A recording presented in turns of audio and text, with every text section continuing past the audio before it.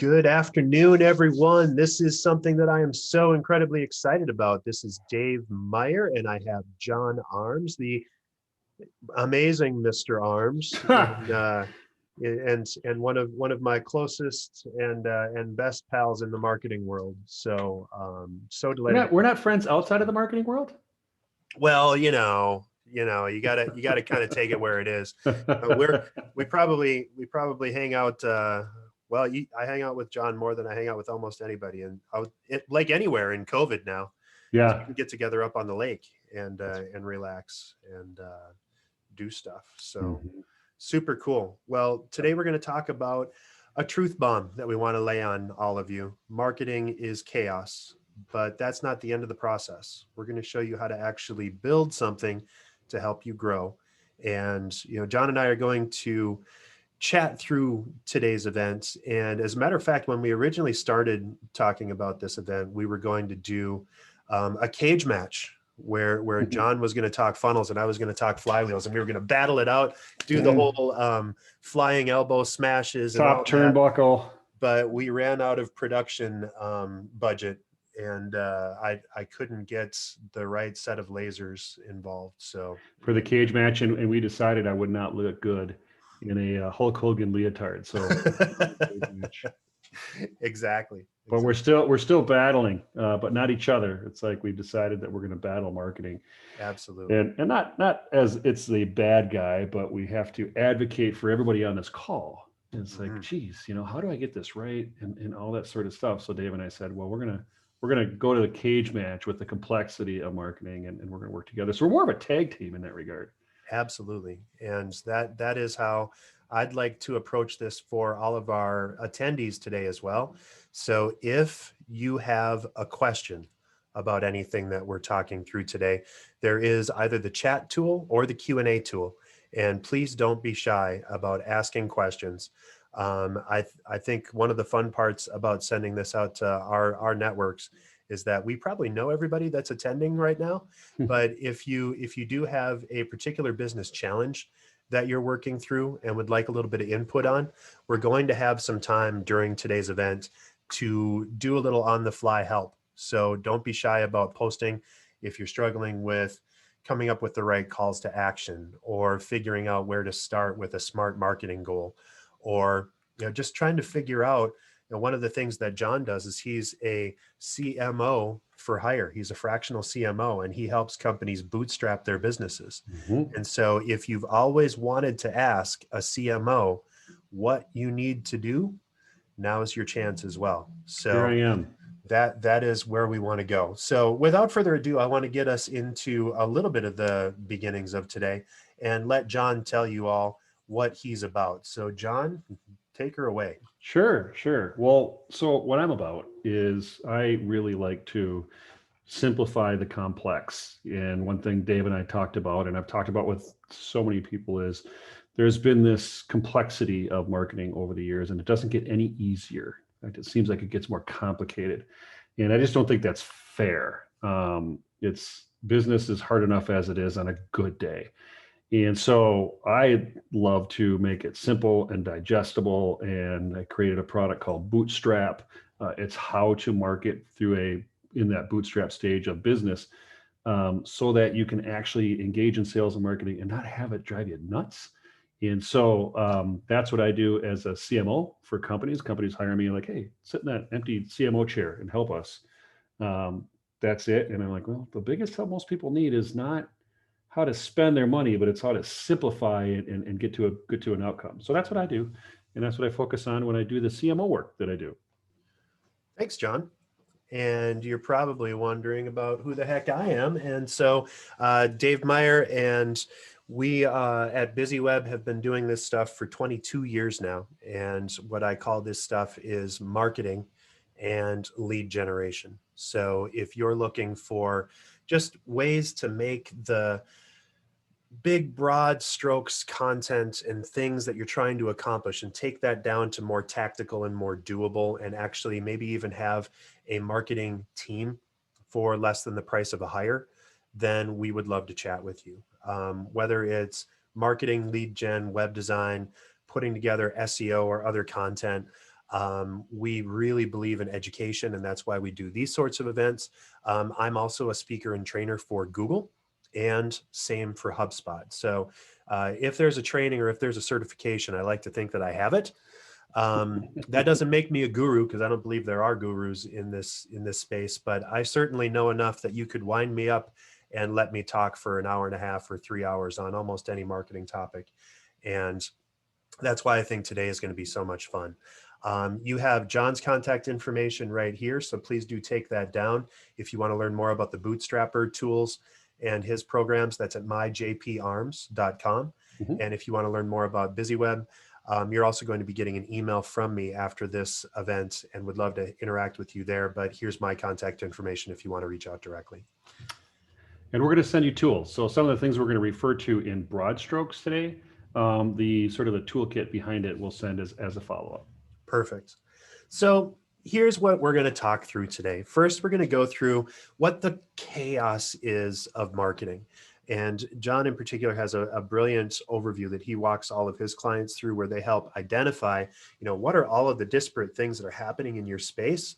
And we're going to identify some of those, and then hopefully start to help you winnow down what the real importance, the high impact things are inside of that chaos.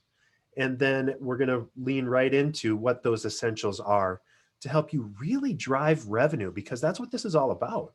So, if you Google search engine optimization, or if you Google lead gen, or if you Google CRM, you're going to get several million results in any of those things. Let's focus on what actually works and help you set a process. So that's what we're going to do on number 3, is to actually talk about where the rubber hits the road. And we're going to share with you, no matter what stage you're at in your business, we're going to give you some tools that you can use, whether you're a startup just getting started, whether you're an established enterprise business, or somewhere in between, what you need to do in order to start really taking those leads and start improving them. Mm-hmm. Yeah. Don't be afraid. This is a place, this is a safe place. This is a happy place. We know people on the call are one-person operations, and we've got a tool for that. And that's a stage of business. We know others on the call, have a business with teams in them.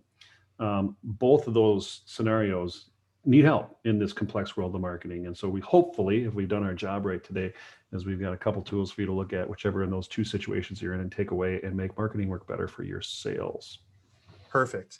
So without further ado, and we're good at all of the ado, but without any further, let's get into what marketing and chaos is. So I know John has some things that he wants to get us started on.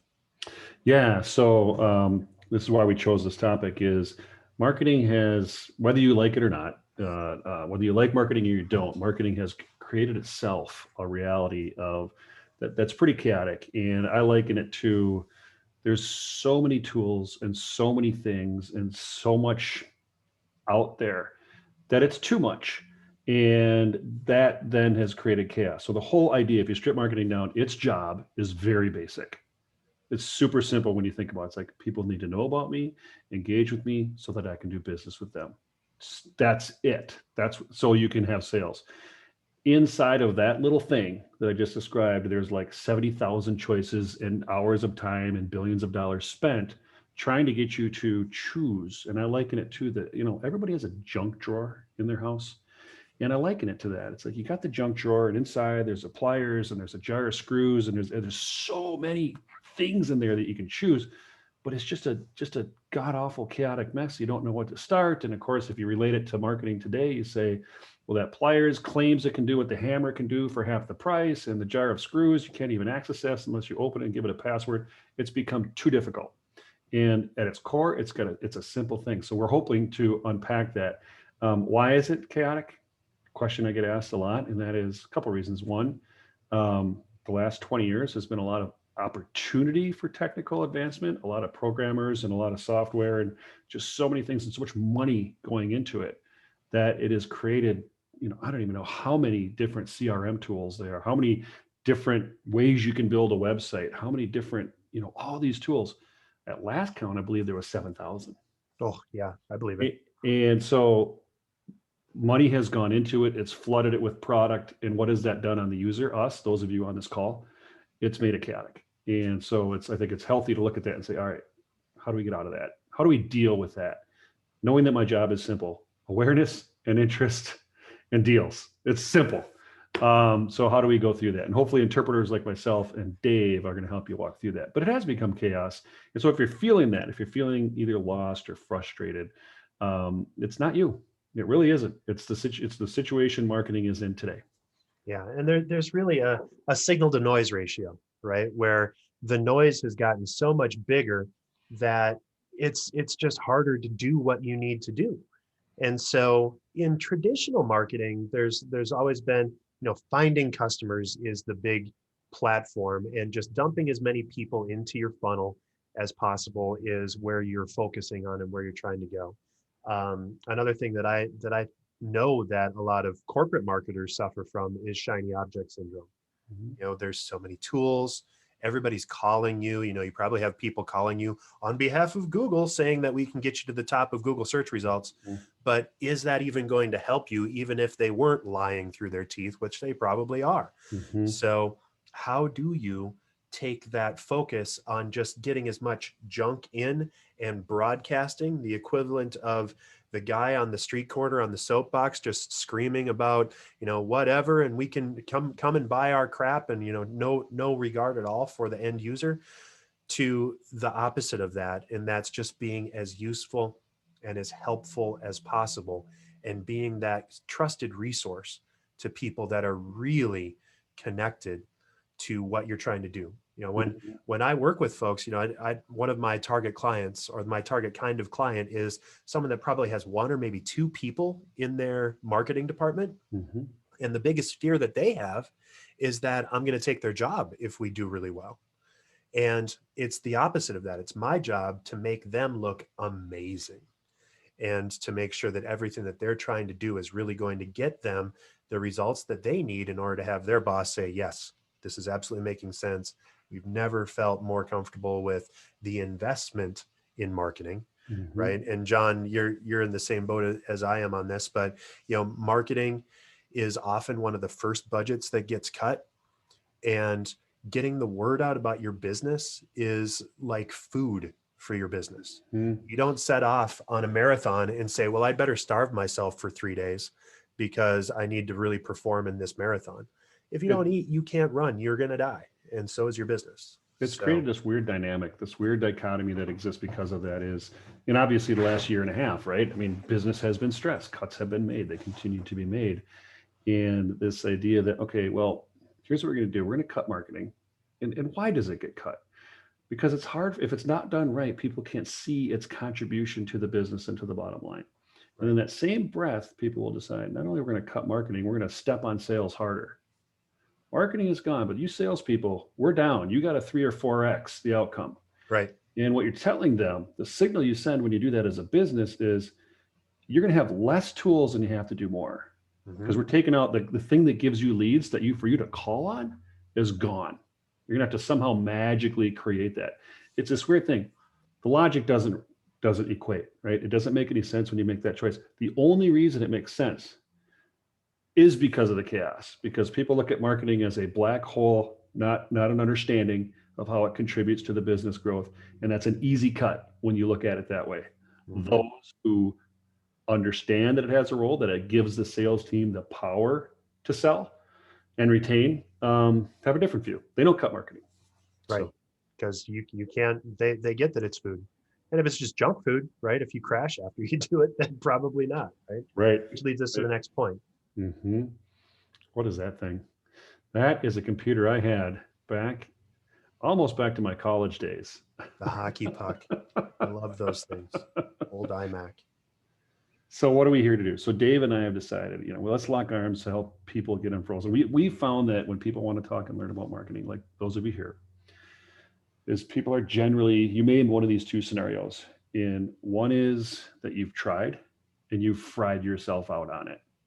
You've done some social media, you've tried some email things, you've done some networking, and through the course of time and energy and spend on that, it may have burned you out. You may have said, I didn't get the yield, I don't believe in it, it's not me to do that. And so hopefully with Bootstrapper, we're going to give you tools like, okay, let's get out of that, because it's not going to help. Bailing on marketing is not going to help your sales funnel at all. It's only going to hurt it. So, but we understand that you may be fried from it, and we're hoping that, well, how do you get unfried? That's what we're going to talk about with Bootstrapper, and that is kind of getting back into getting into the right swing of doing marketing. The other state we find people is you're sort of frozen like a 98 Apple. You know, they used to freeze a lot, and you've done some things, but you're not sure what to do next. Maybe you haven't been tracking it quite right. Maybe you've tried something, saw some success, but you're really stuck. Like, if I have another $1,000 or $10,000 a month, whatever it is, not exactly sure where to put it to get outcome. That's usually a bigger thing, and that's where Google and HubSpot and Dave really play.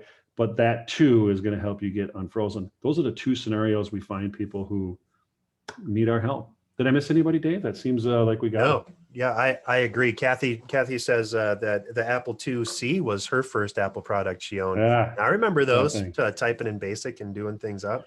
Yeah. Since Kathy was nice enough to chat into us, I'd love to remind everybody, don't be shy about chatting in and offering your thoughts. What struggles are you seeing inside of your marketing, and what do you need help with in getting to that next space? Because that's kind of the point of our talk today, right? Where is your chaos inside of your marketing?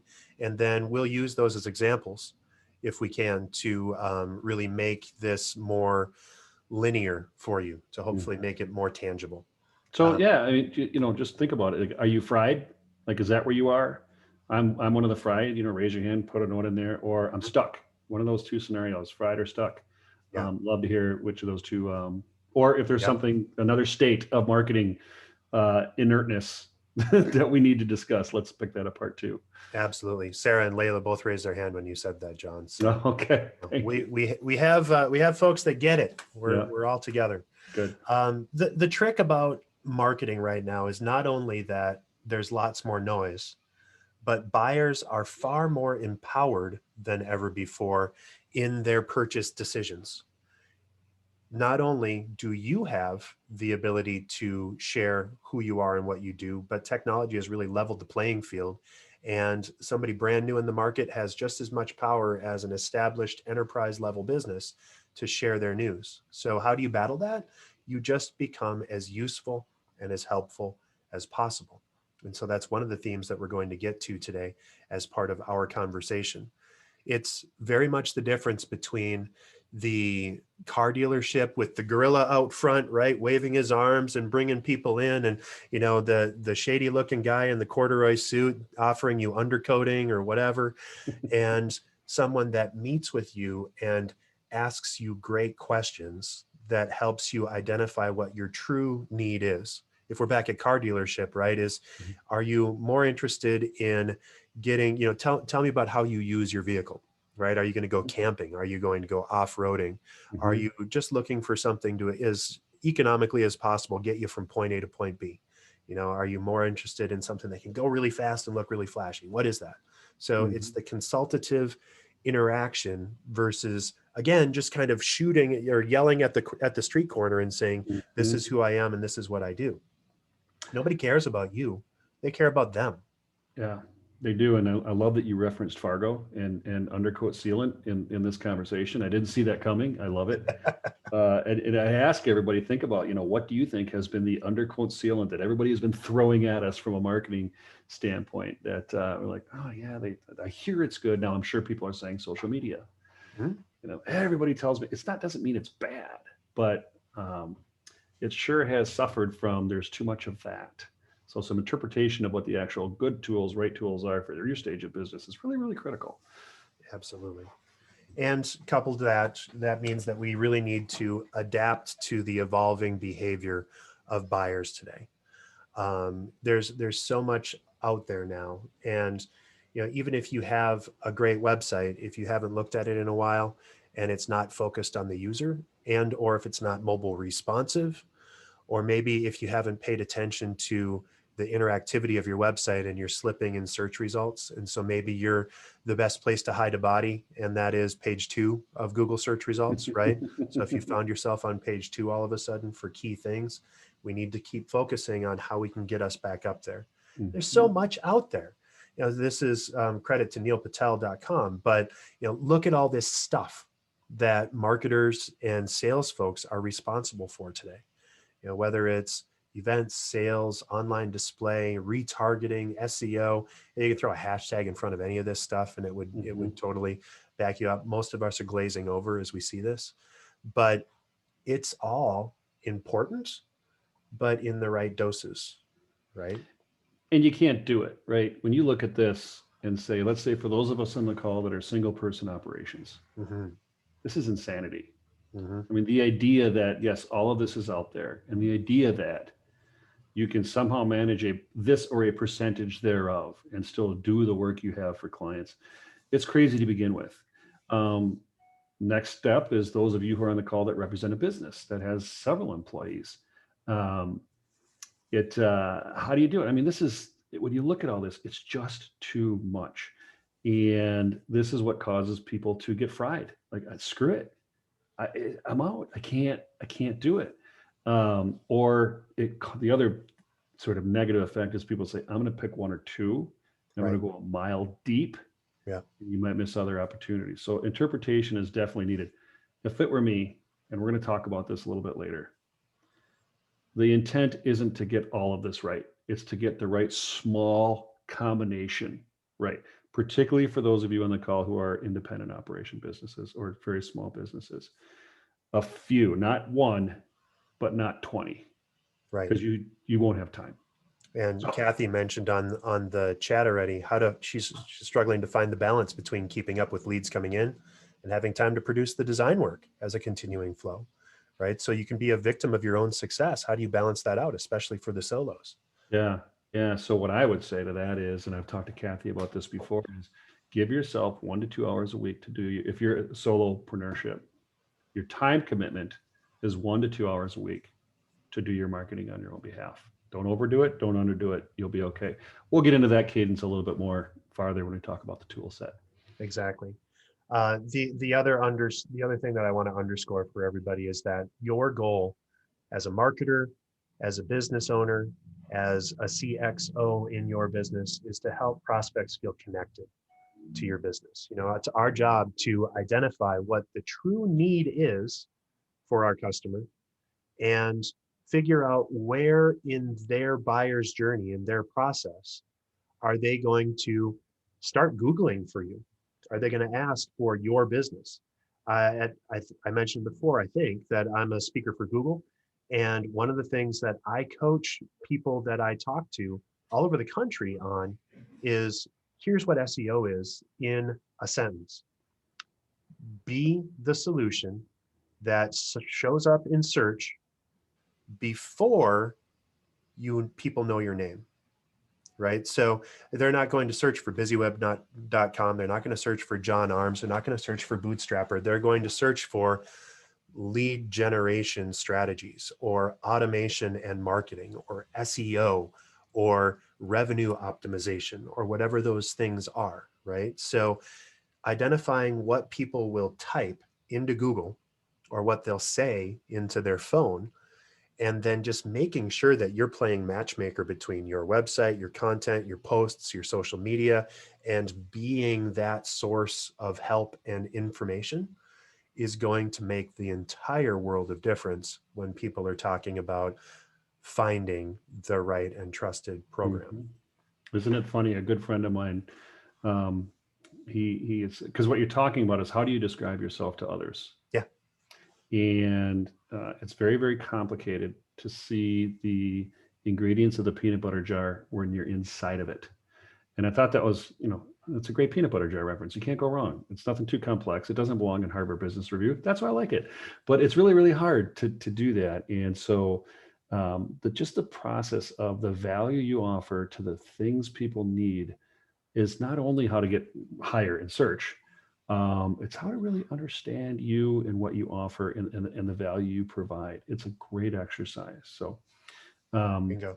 It's very common for us to say, here's what I do, here's what makes me great. Me. There's no So you connection. get it, right? And there's chaos. Yep. So now what?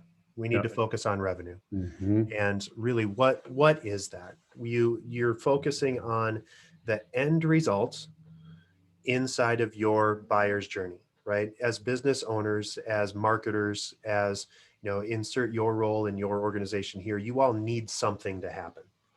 And it's easy to figure out what that end goal something is. For most businesses, it's just, I want more money. But what are the decisions? What are the inflection points that go into the decision process of buying? For a company like BizzyWeb, it's people that are struggling with getting found online. So they're searching for SEO, or maybe they've heard of inbound marketing, or maybe they've even heard of HubSpot, which is the tool that we use for our clients in order to help them automate. What's the thing that they're going to identify at the earliest possible space where we know that they're actually a engaged prospect in the buyer's journey? They want to buy something, that they've identified a need. How can we make sure that we match that need when people search, right? So that's what we want to talk about. And I want to dig a little bit deeper into what the buyer's journey is. And I know John's going to have a lot of good input on this one. Some. I'll try to keep it brief. As you look at this, and there's the other interesting thing about buyer's journey. I'm going to share a graphic on a linear process, but you can almost think of in marketing and sales today that it's not necessarily a process or a funnel. It's more like a carousel that keeps coming around and around. And sometimes people are going to jump onto the carousel at your website. Sometimes they're going to jump on LinkedIn. Sometimes they're just going to get a referral from a friend of theirs that happens to know and really like you. Right. So as you look at all of this, it's no longer like a step A goes to step B goes to step C thing. But, as you go through, of course, yes, you're going to be attracting people and converting them, then closing and delighting to keep them coming back for more. And all of the little tasks and things that are inside of here make sense to apply, but you have to kind of apply fuzzy logic to a lot of these things. And so, John, what do you have as guidance for folks as they're looking into the journey that they're trying to optimize for? Yeah, so this kind of thing is a classic marketing tool, and it makes sense, and it's a sales tool. But like you said, it's the logic is all there. What do I do, and how do I get in these habits? That's where things become a bit much, because this doesn't look like it, but it's pretty academic. And a lot of that one thing that we looked at earlier, 20 different things that you have to get your arms around, are represented here. So what I like to advocate for is, all right, if you've gotten out of marketing, if you're in the group that has been fried, or stuck, the answer is, if you're stuck, it's somewhere in here. You got problems with customers somewhere along the way. If you're fried, you're like, I don't even know where to start on this. So I like to advocate for, let's go back to the gym and let's start using some muscles and get into a cadence again. You can always build on top of that, but let's get into the right form of sales and marketing, because there's no business that grows without sales and marketing. It doesn't happen. So let's get into the process of it. If you're running your business right, you're doing your operations in a good cadence, you're doing your finances and numbers in a good cadence. And if you got a big enough company, you're doing your HR overtime in a cadence. You have to get into out of the chaos and out of the random, and into the muscles and cadence and exercise of marketing. And I like to do that simple. And I'm going to talk about that in a minute. I think we have a question though. Yeah. Well, Roger says people can no longer answer the question, how did you find out about us? Could have seen an ad, maybe a blog, an email, attended one of your events, all that. And so even if you're asking when people sign up as customers, they might not even remember, which points back to having a system that you can rely on, that you can say, well, it looks like Roger did visit my website 13 times in the past 2 weeks, and he visited these 3 pages. And if you have a tool that lets you do that, that gives you a lot more information and help to help you make that real decision. It's like, oh, well, this page actually does convert. And it could be a simple tool like Google Analytics. I know that 80% of the people that visit my website go to the services page, but they also go to the About Us page. They want to know who the heck this guy is and what the deal is. So you bet your bottom dollar that I'm paying attention to make sure that my About Us page is reinforcing the fact that I'm somebody that they want to work with. And I'm glad you brought that up, Roger, because that question should, the only way to answer that is the person who has asked the question. They're not going to know necessarily but you should know. And that's what I mean by being in the right cadence of exercise. You know what you're doing. You know the things that you're putting out there to drive marketing and sales. And so you may not be able to do direct attribution. We can say, well, I only do 4 things. So it came somewhere in there, either one or a mix of those, because guaranteed it wasn't random. It's never random. So the few things that you do, you'll know where they come from. Good question. Mm-hmm. So, John, I know Okay. you want to talk about what is involved in getting that Yeah, interest started. you bet. You bet. I got 3 things that we're going to do sort of in sequence here. So when I say the marketing starter kit, what is the tools that anybody can use to get those muscles, marketing sales muscles flexing again? That isn't, if you have an internet connection and you can do things that are easily accessible, this is your starter kit. This is Bootstrapper. I didn't create Bootstrapper so it could compete with, um, Salesforce or anything technical. I created as mental space that somebody in the bootstrap stage of business, like, I can get to any of these things at any time. I can use them for no cost or low cost, and I can keep track of them. So if you're here because you're either fried or stuck, let's go back to basics, and I'm going to unpack what these basics are. So what you're looking at is you're looking at LinkedIn, HubSpot, Eventbrite, WordPress, and I'll talk about what these represent. And Excel is a place to keep it in all order. Bootstrapper is the system inside of Excel. So yeah, I made a dedication, Dave. No new tech. Right on. No Yep. new tech. There's enough tech. That bubble has 7,000 options. Right. Let's live with the best of what's there. And So no spendy tech. None of these cost more than, well, most of them are free, at least to start. Mhm. And this is all easy and accessible for businesses. And if you're a business up to $50 million, sometimes even larger, you can do a lot with the free stuff if you're not doing the right stuff. So let's get into the gym and talk about how these can benefit you. I think there's the next slide. So, all right, this is math that through my practice and what I see, I'm going to talk about this a little bit, is this is the cadence. This is the bootstrapper sort of methodology and math that works. And I'm going to start with the bottom. So let's say you're in a B2B business and one customer is $200,000 or whatever it is, but for every customer in those tools I just showed you, what has to happen for you to get each customer. So we're starting at the bottom here. We're going to need 10 people in a let's meet stage. It's a multiplier of 10 all the way up. And it's weird, but this math has proven true. And if we're going to get 10 people at let's meet, we're going to need about 100 at that hand raiser stage on your website. That's why WordPress is there. Mm-hmm. On your LinkedIn page, someplace where they can raise their hand. You need about 1,000 people at that next stage up that have raised their eyebrow, that have showed a level of interest that is not all the way down to let's meet, but not just plain old flat out, eyeballs and awareness. So that's that rule of 10. And last but not least, you need a place where you can have a bullhorn. So in this case, 10,000 eyeballs a month, you can kind of do the math. But here's the cadence: is LinkedIn is your bullhorn. That's what that is. HubSpot, that's I like to refer this. What is HubSpot? What is your email tool? It is where your digital flyer goes on the door handle. Think about it that way. All right. Mm-hmm. So that's that. What is Eventbrite? You're going to go to one event each month. That's it. So there's a cadence to this. So you got your bullhorn, you've got your digital door handle, you got your place you're going to go, you got a website. Some people don't even need a website. Sometimes your LinkedIn is your website in order for you to get those customers that come up. Okay. So that is what you're going to need per customer. There's a different, if you're selling, your product is not B2B, like a service, $5,000 or $6,000 a month. If it's more a $50 widget, these numbers change a little bit, but the methodology doesn't. Dave's going to talk more about more complex systems like that. So that's what you're going to need to get a customer. Here's what you're going to need to get. The next slide, if you please. So here's my instructions. This is what I was hoping to share, is like, if you're frustrated and stuck, take this and do this, you're going to feel better. In order to get those numbers we just talked about, you're going to need to post 3 times on LinkedIn. What do you post about? First question I always get. You post about the things you care about. So if your business is in higher education, or if your business in landscaping, all right, well then what you're going to post about is going to be about landscape ideas, and it's going to be about ecology. It's not really selling. Like, here's an ad for me. You're starting a conversation. You're posting about things that matter to the space that you care about, and that's going to attract people that care about the same things. 3 times a week, not too hard to do, right?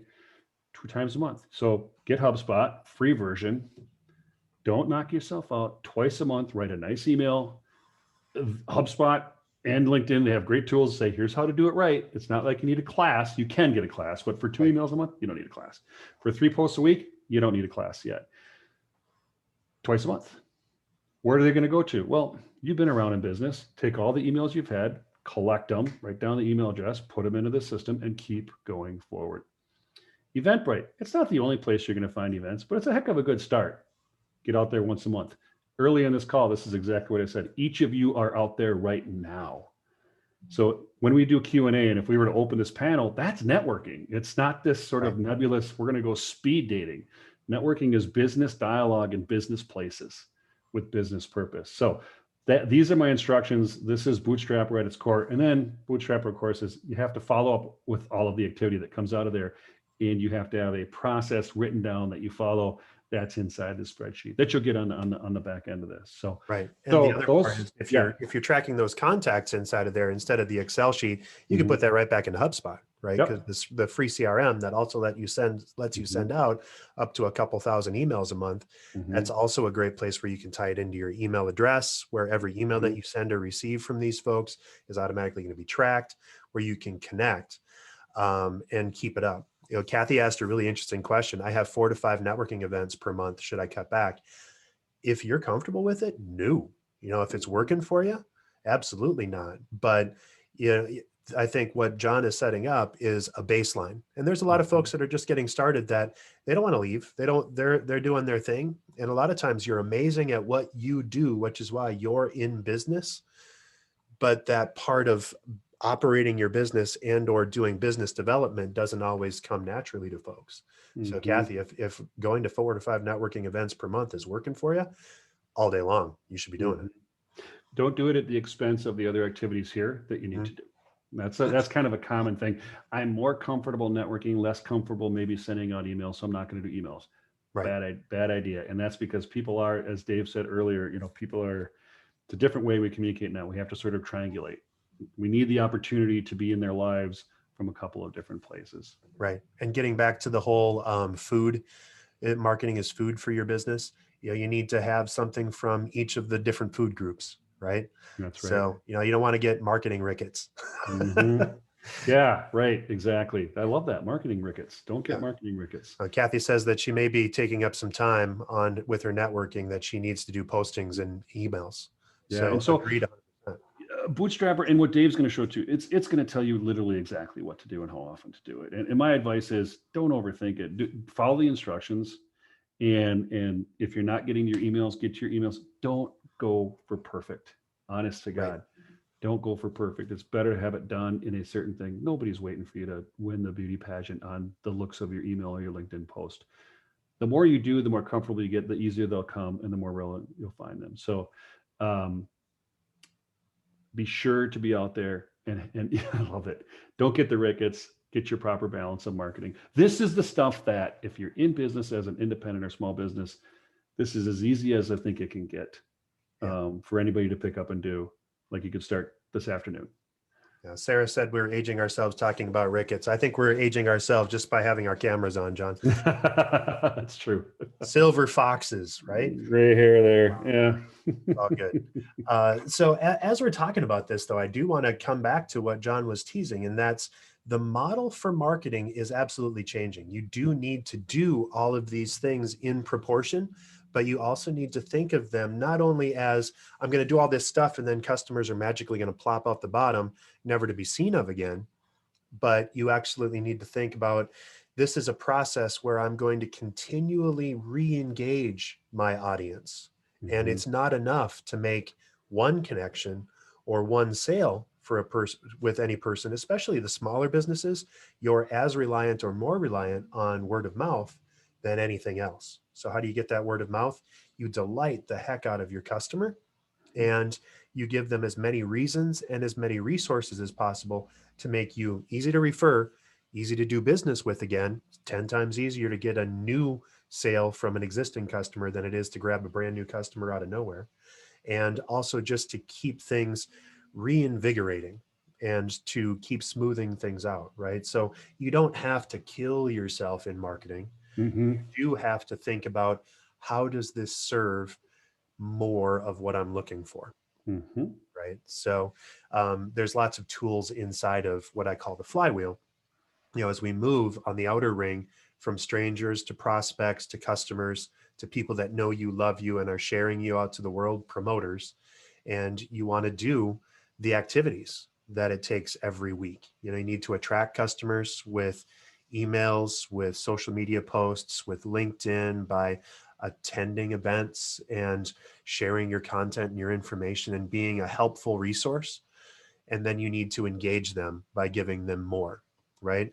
What's engaging at a cocktail party? Is it someone that just stands in the corner bloviating about all of the different things that they've done and talking about, well, when I was in the service or whatever, when I was a young lad or a young lass, and here's all the things, and they just drone on and on and on and on, right? Much different than having someone that engages you in conversation, right, and asks great questions. And then when you answer their question, they have interesting anecdotes that serve what your question was, right? So it's almost like you need to think of marketing almost as a choose your own adventure program now, right? Mm-hmm. So you can automate it to the point where you provide helpful, useful, interesting tidbit of information, and then customers or prospects are either going to be interested in it or not be interested in it. If they are interested in that content, then you're going to give them more of that. If they're not, you're going to shift to something else that they might be interested in, right? And that gives you a few more bites at the apple, of course, but it also gives you more ways to connect and help the people that matter most to your business, Mm-hmm. right? And then of course it goes back to delight by giving them more of that stuff, by asking them questions and by sharing helpful, interesting formats of content to help them do their job and look amazing to their bosses. Mm-hmm. So what Dave has here, and this is what I love about BizzyWeb, is if you look at what this, and you don't have to go back to the previous slide, is just circle one. Attract tools. I'm going to get good at LinkedIn. Engage tools. I'm going to start collecting emails and getting them out. Delight tools. You know what? Whatever, pick one, right? The industry that we have been a part of for a long time, the way it makes money is that the more things you pick off the menu list, the more money they make. And that's not what Dave does, and that's not what I do. Um, but that's the way it's been since Don Draper, has been around. Is Right. pick as many, because we're happy to provide you all of them. You can have the whole buffet, because that's income coming our way. Business has changed. You're going to lose that customer very, very quickly. And BizzyWeb knows this, and Dave knows it's like, it's the right mix here. It's like, if you were to come in, and I'm not going to speak for you, Dave, and say, I want all of this right now, doesn't matter what the money costs. You're going to stop and say, wait, time out. That doesn't even make logical sense, regardless of how much Right. money you have or don't have. It's really the thinking through that a little bit, and what you say yes, like any business rule, what you say yes to and what you say no to. So the reason I'm stopping that right now is it's starting to get big again, isn't it? This could get chaotic in a hurry. And the idea is, all right, so now we have to stop and filter, as opposed to, I want all of it. Right. CEOs are famous to go, give me all that. I want to make a quick CEO type decision. I got some money. Let's do it all. And that's bad decision making. And we love those folks when they say, yeah, give me all. Mhm. But then we stop and we say, okay, well, let's set up a strategy so that we can actually make a meaningful improvement in each one of these spaces. I mean, first, if you're going to run that marathon, you got to get around the block first, Mhm. right? And so you're going to need to do some training. You're going to need to get better at the attract tools. And so you're going to pick one, and then you're going to play with and get some engage tools going. And then after you've got enough traffic, enough customers to be able to delight them and keep them coming back for more, then you're going to do delight tools. And you're going to think about that. How can I re-engage and re-attract those folks, right? So a lot of this comes down to content. So how Mhm. can you devise and provide helpful information that answers the questions that your customers are asking, again, before they know your business, before they know your name? So what are the things that they're searching for? And there's a number of ways that content becomes remarkable. It's either useful, or it's engaging, it's helpful, It's visual probably, right? So don't forget about posting videos and imagery inside of your social posts or your content. And it also needs to be emotional.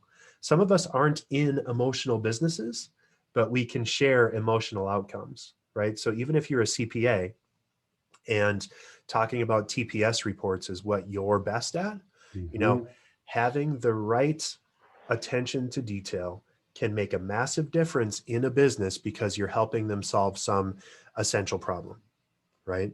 One of the folks that's on the call here, he has a fantastic tool that lets you basically identify what you can make money at in your business and help you create a business plan, right? So in itself, not that sexy of a tool until you start understanding this could be the tool that helps you make the pitch to get you that investment to take your business and make it real. How exciting is that, right? Sure, I want to make my business successful. You're not going to get there by droning on about TPS reports and how important it is. You're going to get there by sharing stories that are helpful and interesting. Yeah. We really don't need the covers on the TPS reports anymore. Right. Although you need two. Yeah. Office space, office space, office space. Office space all day long. Yep. Cool. So, and then, as you're looking for other ways to figure out what that sales message needs to be, as you're looking at generating content, here's a framework that I find helpful in just helping drive that content. So AIDA is a mnemonic to get you attention, interest, desire, and then action, right? So you can just look at any news source. You can look at, Mashable or Boing Boing or, Huffington Post or, name your audience or your market here. They're doing headlines that meet this model. Start being a student of the marketing, of the engagement of the media that you're responding to. So attention oriented, it's the difference between sending an email out to your audience that says May newsletter or 3 things that you need to know this month to get to your revenue goal. Way different, right? So attention grabbing subject line, it needs to be relevant content. You need to look at who you're connecting with and make sure that you're writing with your end audience in mind. I didn't cover this before, but one of the things that you absolutely need to do is you need to focus on who your audience persona is, who your marketing persona is. Who's my ideal buyer? What do they share in common? Take your 3 favorite clients and kind of amalgamate them into one super client. And what do those people share in common? It needs to be relevant to them. You have to add value at every step. And of course, you need to include the almighty call to action. If you are driving people via an advertising program to the homepage of your website, but your website doesn't answer the question that you're raising in your marketing, say let's make it super easy. If I'm a plumber and I'm advertising for emergency overnight service, right? And if I give them to my homepage and then they have to know to click on the emergency service button in the upper right-hand corner, I've just lost that money. So every advertising dollar you spend needs to go to the right page on the website. You don't go to the homepage, you go to the emergency service page. What's that emergency service? What's that immediate thing that drives people to the next step in the process?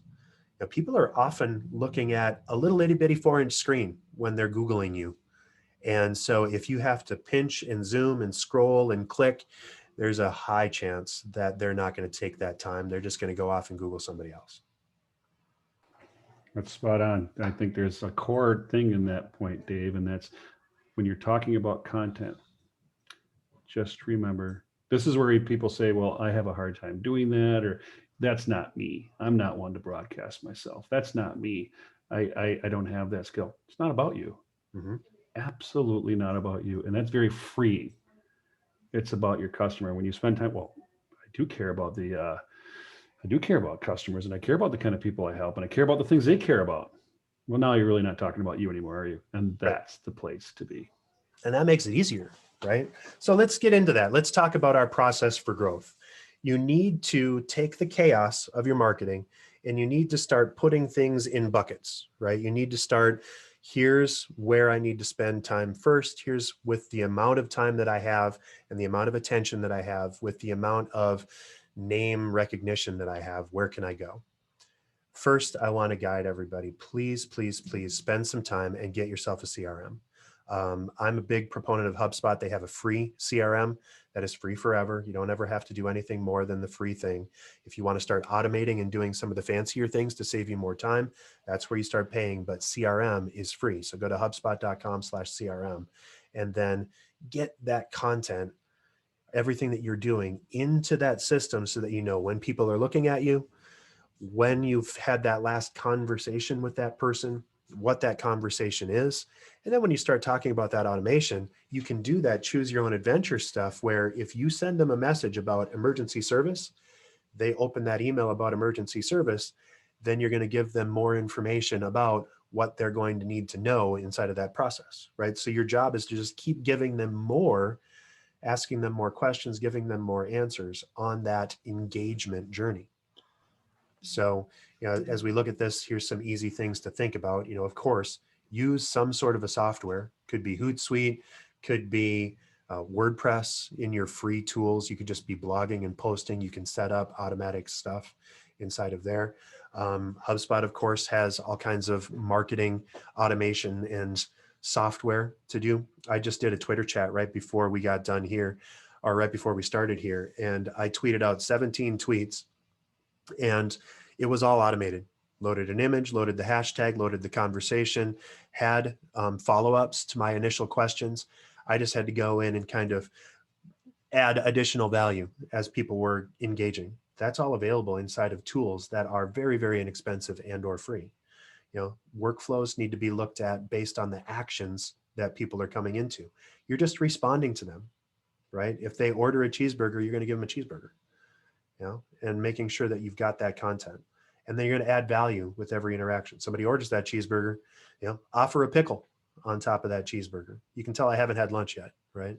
But it's super, super interesting that the more help you give people and the more you solve their problems, the more essential you are and the faster your business grows. So identifying what those key points are, you can use lead scoring to identify if they visited your website 3 times in the past day and they opened up one of your emails and maybe even they filled out a form, that's a hot prospect that's interested in you, right? So you're going to give them more attention and more help and maybe even call them than someone that's visited your website once and has never come back, right? So give them all of that content. Sorry, I went on mute for a second, Dave. Oh, no problem. One accent point to that, as everybody knows for the last 14 months, the need for CRM is higher than ever because most of the workforce is still at home in a digital environment, non-person environment. And depending on what you think the future is going to hold, maybe a third of those people are going to be back in an office over the next few years. So getting good at digital, this is a classic state of meet people where they are. Whether you like it or not, doesn't really matter. Where are people? And CRM is there to help you meet people where they are. Yes. So as we're rounding third on our conversation here, I just posted out to everybody to please go ahead and ask questions if you have any specific questions about what we've talked about so far. It's important as folks are doing that to measure your results. There are free tools out there, and your interactions with your world and your customers are telling you things for free as well. Is your phone ringing? Are people sending you email? Are they filling out that form on your website? You can use Google Analytics, which is free, to check out and see how many times people are visiting your website or what your bounce rate is, right? A bounce rate is when people go to your website, say, oh, nothing to see here, or I don't know what this is, and then they leave again, right? You could have great content, and still have a high bounce rate if you give them everything that they're looking for on that one page, and no additional action. So I always try to get some additional things so that if that content is actually useful or helpful. It could be another tool, it could be a contact me, it could be a video to watch, and all of that is available. So having analytics to follow up on and to loop back on is incredibly important. Rank your best content, rank your best deals, make sure that you're automating that, make sure you're following up. CRM can absolutely help you capture all of that. Again, even inside of the free version of HubSpot, it's fully formed. The only thing that you're missing is the ability to automate some of the automatic responses. So you can do everything that you could do inside of the pro versions of HubSpot for free. And a lot of times, as getting started, the bootstrappers of the world, they have a lot more time than they do money, and that makes perfect sense. Right? So track your deals and make sure that you're adding that information. It's amazing So go ahead. It's amazing how often we get this question is, okay, what am I tracking against? And this is where I'm going to come back to snack size, basic, simple, simple, simple. I actually am kind of shocked how often when I meet a new client and say, what are your goals for the year? And they say something ambiguous like more sales. Yeah. Okay. Be good about writing your goals down, because that's exactly what you're going to track against, and start there. Mm-hmm. If you're an independent professional, if you're a consultant or contractor, it's pretty simple. You want 5 customers that represent maybe $5,000 a piece. That belongs, and there's a line there in Bootstrapper for that. Track against those goals, which means you have to write down your goals. Right. It's amazing how often that sort of gets loose. Yeah. And it's really hard when you don't know where the goalposts are to track against them. And not just to prove that you're doing the right job. This whole process is a process of discovery. You're learning. This whole customer journey is like you're learning all the time and getting closer and closer to the amount of sales and deals and customer happiness you need. It's a constant state of learning, and which means you're in a constant state of doing the things that we've been talking about on this call. Not too much, not too hard, snack size. Just don't set them down and let them get dusty. Right. That's the worst thing. Bingo. So I know that we're running real close, and I want to make sure that we give folks those tools and the things that we're looking at. So I'm going to skip ahead instead of just having us talk about ourselves. I'm going to get to my call to action, and then everyone that's registered, and especially the attendees for today, are going to get an email from me with John's tool as well. So if you're interested and want to know more about how your marketing is going and get an idea on maybe some of the things that you haven't considered, but you maybe should because there's some big wins that are available with low effort, fill out this quiz. You just go to BizzyWeb.com/marketing-quiz. And if you do that, it's going to ask you a whole bunch of questions, but it's also going to help you identify what's missing inside of your content. And maybe some of the big wins, maybe focusing a little bit more on search engine optimization by making 1 or 2 posts a month is going to be helpful. Maybe you're not networking enough, and so you need to do that. This is going to give you some hard questions and let you do what you need to do. And so go ahead and check that out. Again, everyone that registered today, if you're watching this as a replay on YouTube, I want you to connect up with me at dave@bizzyweb.com. And here's my info. And then also here's John's info at 612-590-1995 and at John J. Arms on Twitter, or John at myjparms. There's a lot of information on Bootstrapper at myjparms.com. I want you to check that out as well. John got a nice shout out to John for his Bootstrapper tool. And Roger's got a fantastic tool that I kind of alluded to earlier. So, be sure to check out Roger Sherping as well. And everybody, if you have additional questions, this is your time. I do want to make sure that we're cognizant and being careful with your time. So if you do have additional stuff that you want to ask, now's the time. I think I'm just going to stop sharing, and we're going to go into video so that people can see us for this in a little bit. So what do you got? Give us. I love playing Stump the Dave or Stump the John. I don't know if you can stump me. I'm totally stumpable. Try to stump us when it comes to marketing. Sweet. Well, that's good. I think as we round out, John, I think one of the biggest things that I'm seeing through your Bootstrapper tool is that it's really making it easy for people to dip their toe in the water of not only, doing some marketing, but really starting their own businesses. So a lot of people are freaking out about this, and we haven't mentioned that at all, but Voyageur U is also a fantastic tool that everybody should look up in order to get to those next steps. So thank you for making that available to the people. Yeah.